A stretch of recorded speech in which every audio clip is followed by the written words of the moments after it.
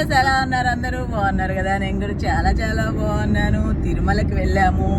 అలిపిరి మెట్ల దారిలో నుంచి నడుచుకొని వెళ్ళి తర్వాత స్వామివారికి తలనీలాలు సమర్పించి స్వామివారి కళ్యాణం చూసుకొని తర్వాత స్వామివారి దర్శనం చేసుకొని ఆ తర్వాత మళ్ళీ అలివేలు మంగాపురం వచ్చి అమ్మవారిని దర్శనం చేసుకొని ఇప్పుడు వాపస్ ఒంగోలు వెళ్తున్నాం అనమాట. దర్శనం అయితే చాలా బాగా జరిగింది.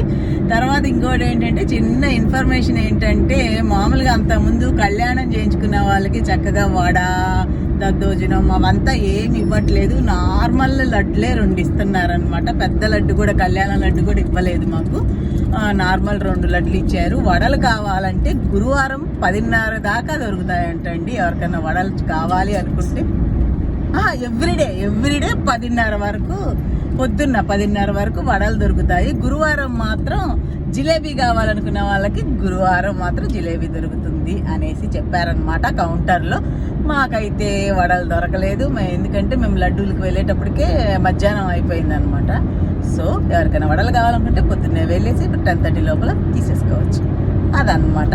గోవిందా గోవిందా.